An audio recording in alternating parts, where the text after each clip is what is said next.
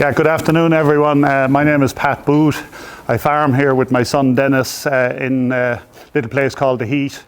It's in the Midlands in County Laois, and we farm about 65 hectares on this farm. It's a mix between suckler farming. We run about 80 suckler cows, and we've also got tillage crops, oats for Flahavans, and we grow organic malting barley for Waterford distilleries in Waterford. So that's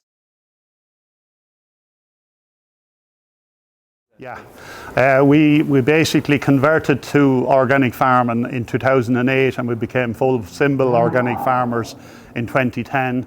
And at that time, before that conversion, we were mostly beef farming, buying cattle and fattening and selling, and that would have been steers and bulls.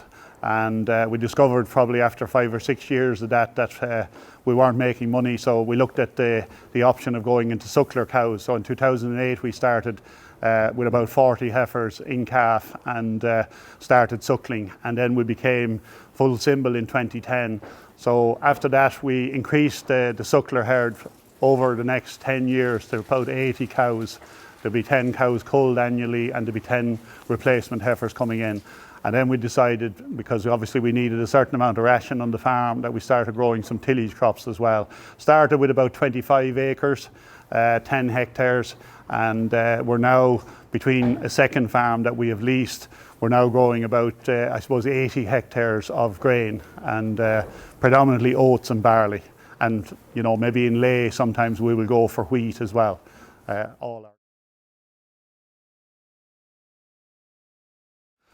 I suppose the reason we started in organics, first of all, I suppose we looked at all the different options, and I suppose price supports for farming. When we bought the farm here in 2003, it was my godmother's farm.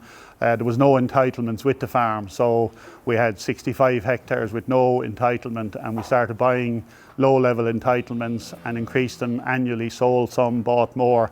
But even at that, in 2008, fattening cattle, it was, you know, 1 in 5 years you made money, and you broke even 3 years, and then you lost maybe the next 2 or 1 or 2 years. So we just decided we'll change.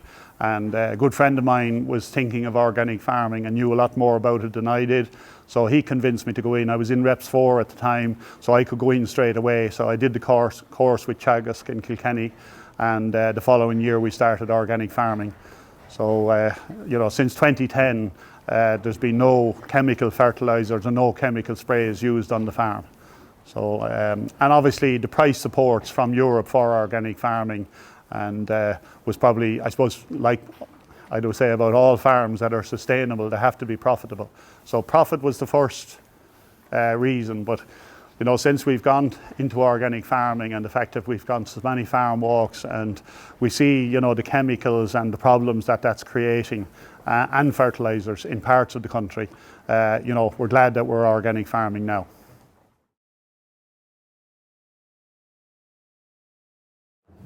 Yeah, well, obviously profitability, as I said earlier, is probably one of the main reasons that we're in it. Like all farmers, you have to pay your bills, you have to pay your mortgages, machinery, all that sort of equipment. You know, farming conventionally and farming organically, there's very little difference in it. Same machine, same tractor, same plows, you know, same tillage equipment.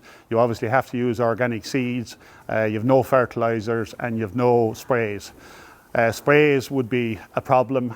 You know, the like of ragwort on a farm, it's probably, for most grassland farmers, ragwort, that red yellow weed that everybody knows, boucalons, ragwort, whatever they call it, it's a noxious weed and it's a problem.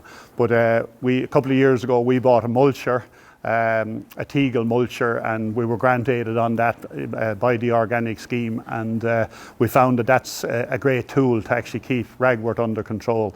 We would graze kind of on a 20-22 day rotation, and when cows would have grazed the grass off very, very tight, if there's ragwort, you know, beginning to peep, or if they're 6 or 8 inches, we'll mulch behind the grazing pattern, and it keeps them well under control.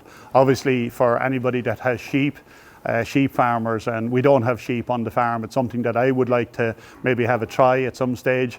You know, ragwort are very easily controlled with sheep. I think sheep mixed farm would really suit in organics, and future I'd love to have about 50 sheep.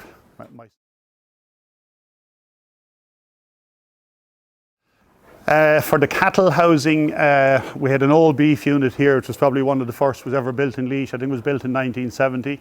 I was about 10 years of age. I remember it being built on my uncle's farm, and we had to put on extra sheds for straw liebacks. So what you're looking at here, this was an old hay shed. So what you're looking at here basically is straw bedded area. The cows go out onto the slats, eat their hay or their silage or whatever they're eating, and then they come back on the lieback of straw. And because there's so much straw used on the farm, when my son stayed at home in 2012, we started chopping all the straw on the tillage crops. So we incorporate the straw at harvest time, and we're buying in a lot of straw. So we use maybe the equivalent of about 700 round bales of straw on the farm each year. So we're bringing nutrients in from local tillage farmers and using it to bed. And obviously husbandry, I don't think since we started straw bedding, I don't think I've ever seen a cow or an animal lying on slats. So I think their preference is straw bedding, and we use quite a bit of it. But we have a second silage pit that we don't use anymore, and we use that as a dung stead, and we basically turn the straw bedding, the dung, the farmyard manure twice a year, and we get it down to a very concentrated farmyard manure, and it saves cost on spreading, but you have a very good farmyard manure fertilizer to spread on your organic land.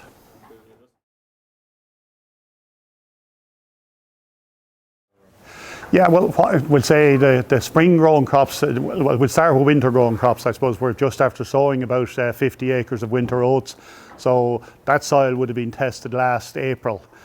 So basically, if there's nutrients required there, and actually the test results, we just got them recently, they're actually, the soil pHs and the P's and K's are quite good. So we'll say if the crop performs well over the winter, in springtime, if those winter oats require maybe a boost, we would spray with a thing called Mayrite. It's a seaweed-based dressing. And if we feel that there's P and K problems, we would use a thing called Patent Cali. And that's based on soil tests, because it's quite an expensive fertilizer. The seaweed spray works very, very well. We use that on spring crops mostly. Sometimes we would spray the spring barley twice, usually when it's at 3 and 4 leaf stage, and if we feel that it needs another boost, we'll go with the second one 3 to 4 weeks later. So it depends on the year and it depends on the growth and all of that, but we find that that's really as much as we need to do. Obviously soil sampling is critical. We try and do it every 3 years.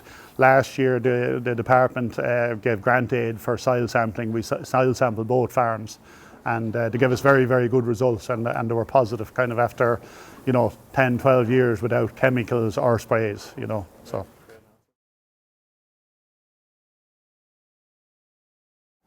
Listen, I suppose organic farming is a great learning curve. There's no doubt about that. I'm now over 60 years of age, and I farmed when, chemicals and sprays were unheard of when I was a young fella in the farm and farming background. As I said to the lads earlier, I remember tinning turnips and beet on my knees when there was no sprays and there was lots of weeds. But basically manual labour did the actual job. Nobody grows sugar beet anymore, so tinning is gone, but obviously sprays solved all those problems. I think it's terribly important, obviously anyone that's in organic farming, it's a learning, every day you learn. There's so much information on technology now, organic farm walks, the Organic Trust, all the people that are there, the Teagasc advisors. And no matter what any organic farmer you're in, I had a farmer on the other day and he was thinking of converting, and he was worried about would he be able to get sheep ration. And there's sheep ration, there's cattle ration, organics in the country, and they're available. So, a lot of the fear of going into organics, it's really fear of the unknown, and to get us to change. And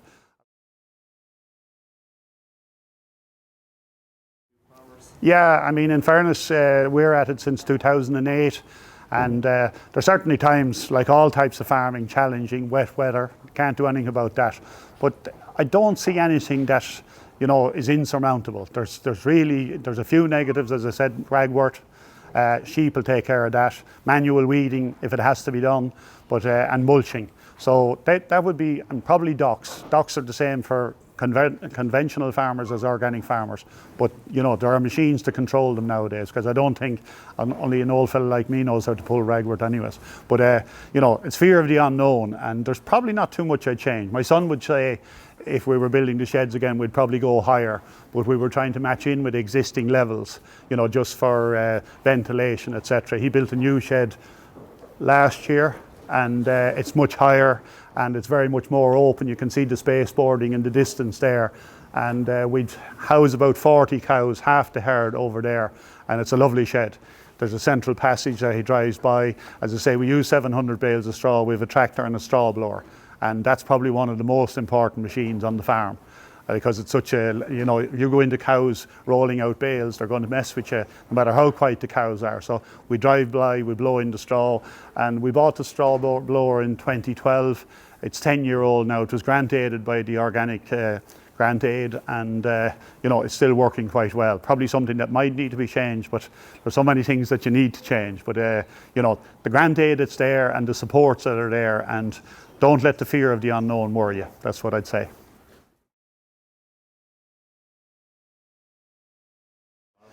Yeah, I suppose when we started growing oats, you know, maybe we had 20 acres of oats. We sold some, and we still sell feeds off the farm. I buy feeds from other farmers. You know, I'd buy beans from a gentleman in Dublin, and I'd buy in some barley and some wheat, and we mix that, and we use some of the rations ourselves, and we sell to other farmers. So, like, there's a few pound obviously in that as well. Nobody works for free. I mean, the majority of our, because we've been building up the herd, we tend to keep all the heifer calves to yearlings, and then we'll pick out heifer calves, probably 10 to 15 to go to the bull. They won't all go in calf, but we'd be picking specific breeds. And my son, the last couple of years, we run, like, we've about 90 going to bulls every year. So we'd have 2 Aberdeen Angus bulls with 60, 70% of the cows, and then he uses an AI group to breed replacements. So the market for those, most of my cattle are sold off the farm. We agree a price with farmers that come here, other organic farmers, and have repeat business most years. And we weigh the cattle, agree a price, weigh the cattle, and the farmers come and collect them. I don't think I've ever sold an organic animal in a cattle mart. I've bought some, but I've never sold. When we have fat heifers to sell, they go to good herdsmen.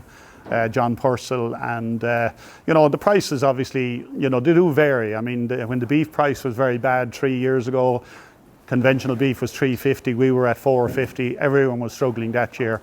This year, conventional is $4.50 to $4.80, and we're $4.50 to $5.80, $5.50 to $5.80. So, you know, like, the prices are reasonably good. And just the trend, last winter, I noticed there were very few farmers fattening cattle. And this would be for John Purcell and Slaney. They increased their prices at Christmas time, and they gave a projected price for the next 6 months. And almost immediately after Christmas, farmers started arriving here to buy beef ration, because the prices were projected to be $5.50, $5.60 and $5.70. And those farmers had intended, and I know because they came here and told me, they had intended just storing the cattle and finishing them on grass, because ration is between $5.50 and $600 a tonne. But when the price increased, they started fattening. So farmers, like, there's very few foolish farmers out there now. So when they saw there was profit to be made, they bought the organic ration. They had good quality feeds and silage. You know, the markets for grain, then obviously Flahavans, we sold 150 tonne of oats to Flahavans, and the price quite good this year. I'd liked a little bit more. We always like more, but I'd say the average price was $4.60 a tonne for kind of good quality oats. Moisture 15, 16%. It was a good harvest. And you know, Flahavans, I've been dealing with them for years. Very sound company to deal with. They'll take in your 150 tonne in a day if you want, but we'd normally send it down by lorry to Kilmacthomas, kind of, you know, 30 tonne loads. And on the barley end of things, we have a contract with Bourke-Malt / Waterford Distilleries, growing organic barley. We grow about 100 tonne for them. And the price for that has varied, I suppose, in the last 3 or 4 years from $4.50 to $5.50. And this year we got in excess of 600 a tonne.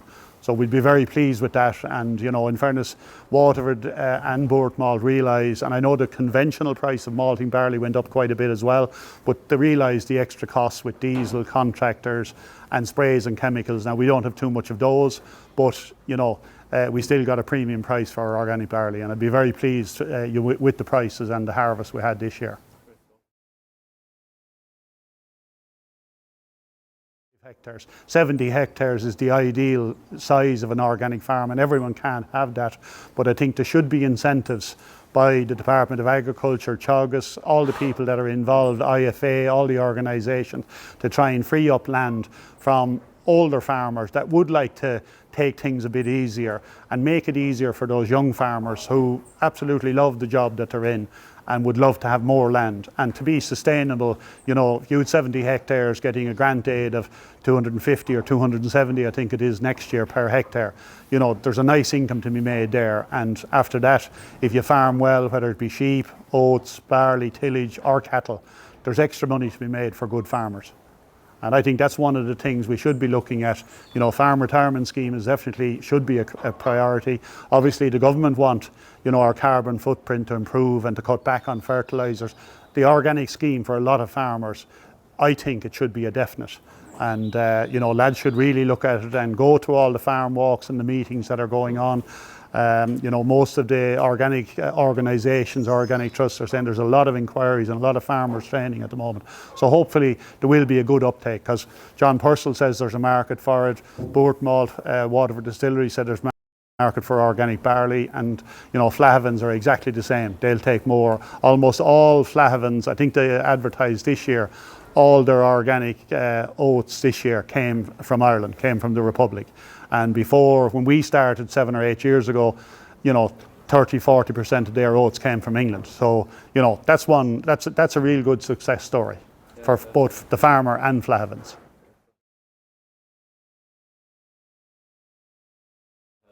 My son Dennis obviously is looking all the times at improving weed control in corn crops. As I said, we purchased a mulcher a few years ago and it's been brilliant for the grassland. This year he has bought a tine weeder for inter-row cultivation for corn crops that are maybe at 3 or 4 inch tall, and basically just to, you know, give it a light tine weed to kill young weeds if they're there. And that investment has just been made, and the machine has arrived on the farm in the last few days. So that's something to be looking forward to. There wasn't an opportunity this winter to use it, and there won't be because of weather conditions, but please God, next end of April and May we'll start using that. And there's a lot of people looking at that machine, and I'd say there'll be a lot of people coming to see it working on the farm. So that's kind of one of the, I suppose it's a biggish enough investment for the farm. You know, there's obviously rotation of tractors and other machines, but I don't see too many other, you know, organic machines. Straw blower possibly needs to be changed. But as I say, any of those specialist machines for organics, there's good grant aid to be had there, you know.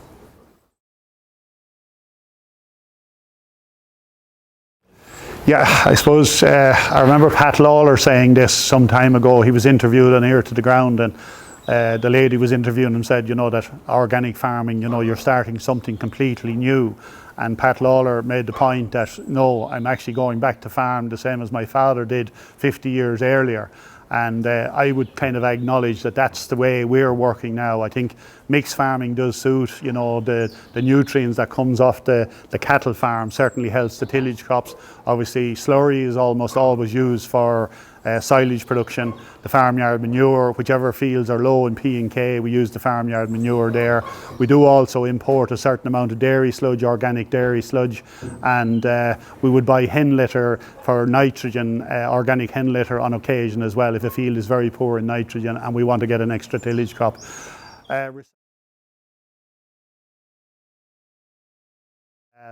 What organic farming means to me, I suppose I have to say, you know, like since we started farming, we're probably, there could be 250, 300 acres, and my brother's an organic farmer as well. There could be 500 or 600 acres in this area, and the amount of wildlife that's on the farm, pheasants, hares, rabbits, lots of lads that you don't need, but in fairness, we live with them. And you know, I'd have to say that, you know, like the quality of the wildlife and the flora and fauna has developed so much. And there are problems. I mean, you know, I had beans one year with aphids, and what can I do? Went back 2 weeks later, the aphids were gone. So not sure whether it was the green fly or what took them, ladybirds, whatever, but they were gone. So, you know, there's loads of little problems, but, you know, in fairness, crops are much more resilient. And I think the longer you stay in organic farming, crops actually become more resilient once they get away from the, I suppose, the succulent fertilizers and chemicals that are being used. But the environment, obviously, and we're all talking about it now, and I think the Irish farming, 25% reduction in nitrates and stuff in the next, I suppose, 7 or 8 years, we're going to be forced that way. But there are good options there, and I think organics would be one that certainly farmers and the country as a whole can look at.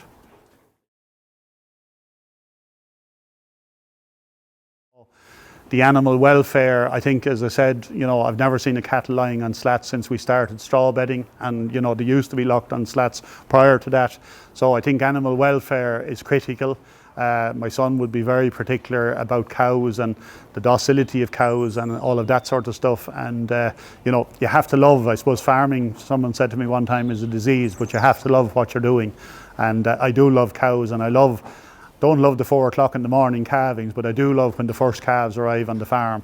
And I think for young people, it gives them a great boost. The same as, a sheep farmer when the lambs start coming. I think it's a real nice time of the year. So that would cover, looking after your stock well. And if you do look after them well, they will pay back.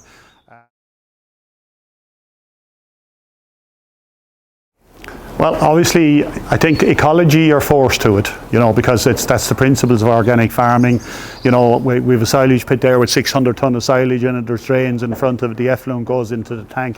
That's part of, your legislation. You can't have effluent running down the yard anymore. And things have changed. Every farm that I go to now have improved so much over the years. And, a lot of that was done because we were forced to do it, but a lot of it was done through grant aid and improvements. And as I say, every day is a learning day. After that, as I say, I suppose one of the biggest things that I would see on the farm, I suppose, is the animal welfare. As I mentioned, the straw bedding, I think, is critical to these lads, and they're after stock, And aside from the financial aspect, what's been the most beneficial to you from going organic? Yeah, beneficial, I suppose. Yeah, what am I talking about? Health. The workload be down? Yeah, well, I said this at an IFA meeting last night, that we're trying to encourage maybe farmers to look at the option. If I had a neighbour and I could have 150 cows on this farm, but would I make any more money having 100 cows on the farm, 85, 90 cows on the farm? It varies from year to year. But had I that number with no grant aid, I'd have to go to 150 cows. So in fairness, the organic farming scheme, people have to look at it. It's less labour. I don't see any extra work on the farm. I think, as I say, the machines do most of the work, the straw blower. I don't see any extra workload being an organic farmer. Possibly a little bit more paperwork, which most old farmers don't like, but it's part of the legislation. We're doing it for the Department of Agriculture, we're doing it for the organic organisations, and we as farmers here, we join almost all the schemes. We're in GLOS, we're in beef genomics, and all of those grant aids help, and it adds to the margin, particularly on the suckler farm, those particular grant aids. We're at it 12 years now, so we've learned a good bit of the rules and regulations, and when 10 pages come into a farmer, when will he get time to read it? But a lot of it is common sense, and you'll see it on the Farmer's Journal, and you'll see it in the organic booklets that come out both from the department and from the Organic Trust.